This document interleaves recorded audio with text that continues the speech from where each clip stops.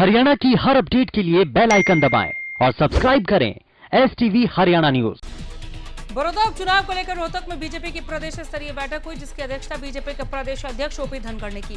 बैठक के बाद बीजेपी प्रदेश अध्यक्ष ओपी धनखड़ ने कहा कि आज शाम को राष्ट्रीय अध्यक्ष जेपी नड्डा से मुलाकात कर बड़ौदा उपचुनाव के लिए प्रत्याशी को लेकर मंथन करेंगे।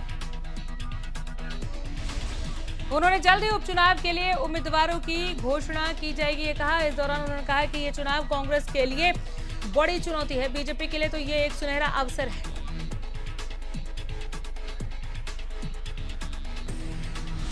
वहीं किसान कानून में MSP की शर्त को लिखित में देने के सवाल पर ओपी धनखड़ ने कहा है कि कानून में MSP लिखित में दे दिया जाए तो इससे किसानों को नुकसान होगा और बीजेपी ऐसा नहीं चाहती। प्रदेश के पूर्व मुख्यमंत्री ओपी चौटाला ने कहा कि आज देश की हालत बहुत खराब है। उन्होंने सरकार पर निशाना साधते हुए कहा कि ऐसे हाथों में सरकार है जिसे देश से नहीं बल्कि दौलत से प्यार है। ओपी चौटाला ने कहा कि आज देश का हर वर्ग दुखी है। ओपी चौटाला ने प्रदेश सरकार पर सवाल उठाते हुए कहा कि सरकारी खजाना खाली हो चुका है, प्रदेश सरकार कर्ज में डूबी है। इस दौरान उन्होंने कृषि कानून पर कहा कि सरकार को लगता है कि किसान खुश है। 20 नवंबर को हमारी पार्टी बड़े पैमाने पर किसान बचाओ रैली करने जा रही है। उस दौरान किसानों की मौजूदगी सभी स्थिति को साफ कर देगी। बर्खास्त पीटीआई टीचरों का धरना 122वें दिन भी जारी रहा। इस दौरान पीटीआई टीचर्स ने कहा कि सीएम मनोहर लाल ने उन्हें मौखिक रूप से आश्वासन दिया, इसलिए वो 16 तारीख तक इंतजार करेंगे, लेकिन अगर फिर भी उनकी मांगे नहीं मानी गई तो उनका आंदोलन आगे भी जारी रहेगा। उन्होंने बताया कि मुख्यमंत्री ने उन्हें एडजस्ट करने की बात कही है। उनकी मांग है कि मुख्यमंत्री उन्हें इसी विभाग में के कैडर में एडजस्ट करें। हालांकि बर्खास्त पीटीआई टीचरों ने इस बीच शिक्षा मंत्री कंवरपाल गुर्जर को मिलकर एक ज्ञापन भी दिया है। सीएम मनोहर लाल आज दिल्ली दौरे पर जाएंगे। शाम 4 बजे मुख्यमंत्री मनोहर लाल दिल्ली पहुंचेंगे। बता दें कि कई केंद्रीय मंत्रियों से सीएम मनोहर लाल मुलाकात करेंगे। मुख्यमंत्री मनोहर लाल की बीजेपी अध्यक्ष जेपी नड्डा से भी मुलाकात हो सकती है। मुख्यमंत्री मनोहर लाल ने धान खरीद प्रक्रिया से जुड़े विभागों के अधिकारियों के साथ समीक्षा बैठक की। इस दौरान मुख्यमंत्री मनोहर लाल ने खरीफ फसलों की खरीद में लगे अधिकारियों को निर्देश दिए हैं कि वे मंडियों में खरीद प्रक्रिया की निगरानी करने के लिए फील्ड का दौरा करें। इसके अलावा मुख्यालय स्तर के अधिकारी ये सुनिश्चित करें कि धान खरीद के लिए H फॉर्म से लेकर J form, gate pass, I form के सृजन होने से लेकर मंडी से वेयर हाउस तक उठान तथा I फॉर्म की स्वीकृति प्रक्रिया को ऑनलाइन किया जाए। सीएम मनोहर लाल ने कहा कि सुनिश्चित किया जाए यह भी कि H फॉर्म जारी होने के 1 सप्ताह के अंदर या I फॉर्म स्वीकृत होने के 72 घंटों में किसान को उसकी खरीद की अदायगी हर हालत में मिले। प्रदेश के गृह मंत्री अनिल विज ने पंचकुला में पुलिस विभाग की समीक्षा बैठक की अध्यक्षता की। इस दौरान उन्होंने जानकारी दी कि प्रदेश में emergency response and support system dial 112 को इसी साल 30 दिसंबर को पूरा कर लिया जाएगा। इसके बाद राज्य के किसी भी क्षेत्र में 15 से 20 मिनट में आपातकालीन पुलिस और अन्य सेवाएं उपलब्ध होंगी। उन्होंने कहा कि इस प्रणाली को सुचारू संचालन के लिए करीब 40 करोड़ रुपए की लागत से नए भवन का निर्माण किया गया है और CDAC को करीब 152 करोड़ रुपए का वर्क ऑर्डर दिया गया है। हरियाणा पुलिस के इस हाईटेक प्रोजेक्ट के तहत करीब 94 करोड़ रुपए की 630 नई इनोवा गाड़ियां खरीदी जा रही हैं। इसके लिए करीब 4700 कर्मचारियों को लगाया जाएगा, जो कि नागरिकों को समय रहते प्रभावी सेवाएं उपलब्ध करवाएंगे। गृह मंत्री ने कहा कि राज्य के प्रत्येक नागरिक तक इन सेवाओं की पहुंच बनाने के लिए हिंदी, अंग्रेजी, पंजाबी और हरियाणवी सहित 4 भाषाओं के जानकारों को कॉल सेंटर में लगाया जाएगा। प्रदेश भर से आने वाली फोन कॉल को सुनकर आगे रिस्पांस टीम तक अपने संदेश भेजेगी, जो कि शहरी क्षेत्रों में ज्यादातर 15 मिनट और ग्रामीण क्षेत्रों में 20 मिनट में शिकायतकर्ता के पास पहुंचेगी। कोरोना महामारी का असर सभी त्योहारों पर पड़ रहा है। हर साल होने वाली रामलीला पर भी कोरोना का साया दिख रहा है। पहले नवरात्र में रामलीलाओं का मंचन शुरू होगा। कोरोना प्रोटोकॉल को ध्यान में रखते हुए केवल 100 दर्शकों को ही रामलीला देखने की मंजूरी मिलेगी। हालांकि 15 अक्टूबर से गाइडलाइंस जारी की जाएगी, लेकिन बिना मास्क के किसी भी व्यक्ति को रामलीला मंचन देखने की एंट्री नहीं होगी। इस बीच रामलीला का मंचन करने वालों का कहना है कि 100 लोगों के साथ रामलीला का मंचन करने का कोई औचित्य नहीं। सिरसा के एसडीएम जयवीर यादव का कहना है कि रामलीला के आयोजन के संबंध में 15 अक्टूबर को गाइडलाइंस जारी की जाएंगी, लेकिन जो गाइडलाइंस एमएचए की तरफ से जारी हुई है उसे देखते हुए आयोजकों को मंचन करना पड़ेगा। प्रदेश के सहकारिता मंत्री डॉक्टर बनवारी लाल की अध्यक्षता में आयोजित हरियाणा डेयरी विकास सहकारी प्रसंघ के अधिकारियों की बैठक हुई। बैठक में सहकारिता मंत्री को अवगत कराया गया कि हरियाणा डेयरी विकास सहकारी प्रसंघ को पीजीआईएमआईआर चंडीगढ़ से दूध की आपूर्ति का ऑर्डर मिला है। प्रसंघ की ओर से रोजाना 1200 से 1300 लीटर दूध की आपूर्ति की जाएगी। हरियाणा डेयरी विकास सहकारी प्रसंघ लिमिटेड की ओर से उपभोक्ताओं के लिए तैयार हल्दी दूध की शुरुआत की जाएगी और यह हल्दी दूध आगामी नवंबर के पहले सप्ताह तक बाजार में उपभोक्ताओं के लिए उपलब्ध होगा। बैठक में सहकारिता मंत्री को अवगत कराया गया कि प्रसंघ की फ्रेंचाइजी नीति लगभग अंतिम पड़ाव पर है और इस नीति को जल्द ही ऑनलाइन कर दिया जाएगा।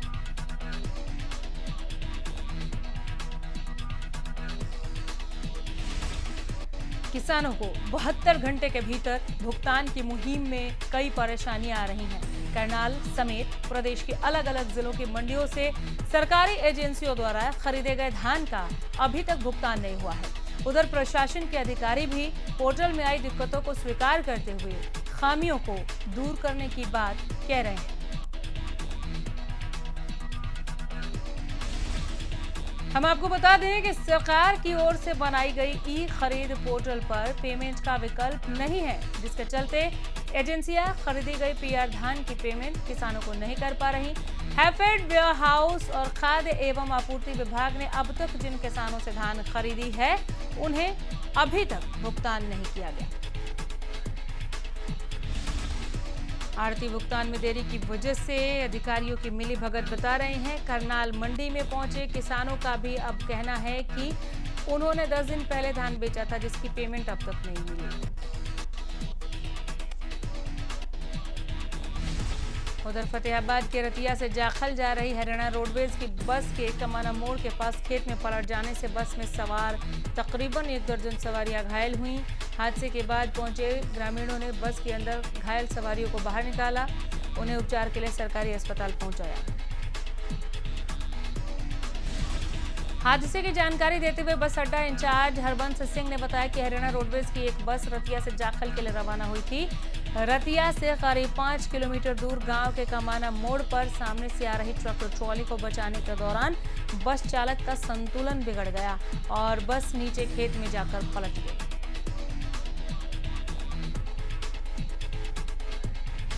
हादसे के बाद वहां पहुंचे आसपास के ग्रामीणों ने बस में फंसी सवारियों को बाहर निकाला और उन्हें सरकारी अस्पताल में उपचार के लिए दाखिल करवाया। गनीमत ये रही कि हादसे में जान माल का नुकसान नहीं हुआ। फरीदाबाद में बेखौफ बदमाशों के हौसले इतने बुलंद हैं कि अब वो आम लोगों को तो छोड़ो, पुलिस पर भी हमला करने से नहीं चूकते। ताजा मामला बल्लभगढ़ के सेक्टर 60 का है, जहां झगड़े की शिकायत मिलने के बाद मौके पर पहुंची पुलिस पर आरोपियों ने हमला कर दिया। इस हमले में पुलिस की गाड़ी के शीशे टूट गए। इसके साथ ही बदमाशों के हमले में कुछ पुलिसकर्मी भी घायल हुए हैं। सोनीपत में अपराध की वारदातें रुकने का नाम नहीं ले रही। ताजा मामला सोनीपत के गांव नहरा स्थित पेट्रोल पंप से सामने आया, जहां 2 बाइक सवार बदमाशों ने गन पॉइंट पर सेल्समैन से 19,000 रुपए लूट लिए। सीसीटीवी फुटेज में देखा जा सकता है कि लूट की वारदात को अंजाम देने के बाद दोनों बदमाश रिवॉल्वर को लहराते हुए मौके से फरार हो गए। इस लूट की वारदात को केवल 39 सेकंड में ही अंजाम दिया गया। मामले की सूचना मिलने के बाद मौके पर पहुंची पुलिस ने अब जांच शुरू कर दी है। पानीपत के गांव रीसपुर में एक 35 साल की महिला को उसके पति ने 1.5 साल से टॉयलेट में बंद कर रखा था। पड़ोसियों ने बताया कि रामरती की ओर से चीखने चिल्लाने पर उसका पति उसे पीटता भी था। वहीं कई दिनों में एक बार खाना दिया जाता था। महिला एवं बाल संरक्षण अधिकारी रजनी गुप्ता ने मौके पर पहुंचकर महिला को उसके पति से आजाद कराया। रजनी गुप्ता ने बताया कि गुप्त सूचना के आधार पर वो रीसपुर गांव पहुंची थी। फिलहाल करीब 2 घंटे की कार्रवाई के बाद पति नरेश को गिरफ्तार किया गया। उसके खिलाफ 498 और ए और 342 के तहत केस दर्ज कर पूछताछ शुरू कर दी गई है। फतेहाबाद में वायु प्रदूषण अपने उच्चतम स्तर पर है। फतेहाबाद की हवा की गुणवत्ता दिल्ली से भी कहीं खराब हो गई है। फतेहाबाद में वायु गुणवत्ता सूचकांक 324 पहुंच गया है, जबकि दिल्ली के आनंद विहार के वायु की अगर गुणवत्ता की हम बात करें तो सूचकांक 275 है। ऐसा माना जा रहा है कि कई जगहों पर जलाई जा रही पराली के कारण हवा की गुणवत्ता कम होने लगी है। लंबे समय से सरकार की ओर से नगरपालिका कर्मचारी संघ की मांगों पर नजरअंदाजी के कारण कर्मचारी नाराज हैं। कर्मचारियों ने अपनी मांगों के समर्थन में बाजारों में जुलूस निकालकर दुकानदारों को पर्चे बांटकर समर्थन किया। इस मौके पर पालिका कर्मचारियों ने नगरपालिका में कार्यरत अन्य स्टाफ से भी सहयोग करने की अपील की और सरकार के खिलाफ जमकर नारेबाजी भी की। संघ के प्रदेश उपाध्यक्ष ने चेताया कि अगर सरकार फिर भी नहीं मानी तो 8 नवंबर से हरियाणा के गृह मंत्री अनिल विज की कोठी का घेराव करेंगे। इससे पहले कर्मचारी संघ ने 3 दिन की सांकेतिक भूख हड़ताल भी की थी। नगरपालिका कर्मचारी संघ के प्रदेश उप प्रधान सेवाराम ने कहा कि लंबे समय से सरकार को अपनी मांगे माने जाने के लिए प्रयासरत है, लेकिन बार बार वादे करने के बावजूद सरकार उनकी मांगों को टालमटोल का रवैया अपना रही है। अंबाला कैंट बस स्टैंड से माल रोड तक जाने वाली सड़क 2 साल में भी बनकर तैयार नहीं हो पाई। नगर परिषद की लापरवाही के कारण इसे अभी तक अंतिम रूप नहीं दिया गया। अभी ये साफ नहीं है कि इसका निर्माण कार्य कब शुरू होगा, जबकि ये सड़क पूरी तरह से टूट चुकी है, जो लोगों के लिए परेशानी का कारण बन चुकी है।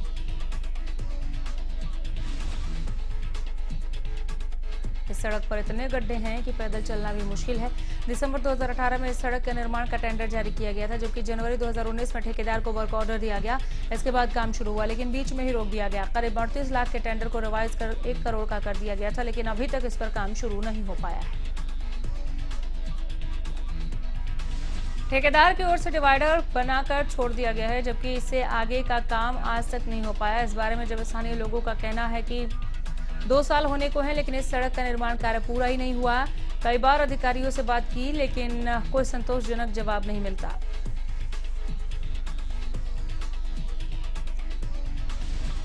होडल जिले के उपायुक्त नरेश नरवाल ने होडल की अनाज मंडी का दौरा किया। इस दौरान उन्होंने मंडी में धान, कपास और बाजरा की फसल खरीद का निरीक्षण किया। उपायुक्त ने कहा कि मंडी में सभी फसलें सरकार द्वारा निर्धारित समर्थन मूल्य पर खरीदी जा रही हैं। किसानों को फसलों का उचित मूल्य मिल रहा है।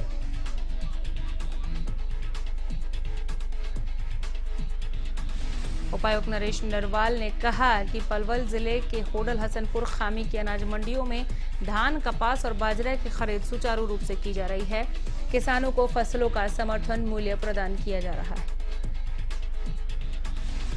जिले में किसानों को धान की फसल की बजाय कपास और बाजरा, मक्का सहित अन्य दलहन की फसलों की बिजाई करने के लिए प्रेरित किया गया है। जिले के किसानों ने फसल चक्र को अपनाते हुए अब की बार कपास की फसल का उत्पादन किया। किसानों को सभी मंडियों में कपास का अच्छा रेट प्राप्त हुआ है। उपायुक्त ने कहा कि जिले में किसानों को कपास की खेती की ओर अग्रसर करने के लिए सीसीआई द्वारा प्रशिक्षण शिविर भी लगाए जाएंगे। उपायुक्त ने कहा कि मंडियों में बाजरा की खरीद भी की जा रही है। बाजरा की फसल को लेकर भी किसान खुश नजर आ रहे हैं। हत्या के बाद दोनों भाई मौके पर मौजूद सभी कीमती वस्तुओं को उठाकर अपने साथ ले गए। खबर बहादुरगढ़ से बता दें कि नारनौद निवासी सिविल इंजीनियर विजय लोहान की रविवार की देर रात को उसी के किराए के फ्लैट में हत्या कर दी गई थी। विजय लोहान बहादुरगढ़ के सेक्टर 16 में एक फुटवेयर फैक्ट्री में पिछले लंबे समय से काम कर रहा था और वो 3 साल से ओमैक्स के फ्लैट में किराए पे रह रहा था। पुलिस ने जब विजय लोहान के साथ पार्टी करने वाले दोस्तों से सख्ती से पूछताछ की तो उन्होंने वारदात को कबूल लिया। पकड़े गए दोनों आरोपी भाइयों का विजय लोहान के साथ कमेटी के रुपयों को लेन देन को लेकर विवाद चल रहा था। इसी के चलते उन्होंने हत्या की इस वारदात को अंजाम दिया।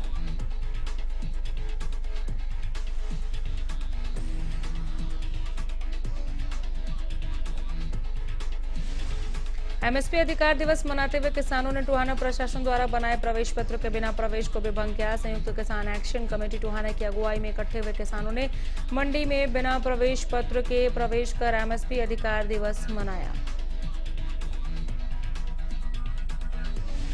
इस मौके पर उन्होंने अपनी मांगों के समर्थन में जमकर नारेबाजी की। किसान संगठनों ने कहा कि ये किसानों के विरुद्ध है, इसलिए वो इस नियम को तोड़ रहे हैं। किसानों ने इकट्ठे होकर अनाज मंडी के गेट के बाहर अपनी सभा की, साथ ही धरना भी दिया, साथ ही प्रवेश पत्र के नियम को तोड़ते हुए अनाज मंडी में प्रवेश भी किया। युवा किसान नेता रमनदीप हैदरवाला ने बताया कि टोहाना के आसपास से भारी संख्या में किसान अपने अधिकारों की लड़ाई के लिए यहां इकट्ठे हुए हैं। वहीं उन्होंने टोहाना प्रशासन के द्वारा बनाया गया ये नियम की प्रवेश पत्र के बिना अनाज मंडी में प्रवेश नहीं हो सकता, उस नियम को भी तोड़ दिया है। उन्होंने कहा कि उनका आंदोलन जारी रहेगा, आंदोलन को दबाया नहीं जा सकता, सरकार काले कृषि कानून को वापस ले। फिलहाल इतना ही, नमस्कार।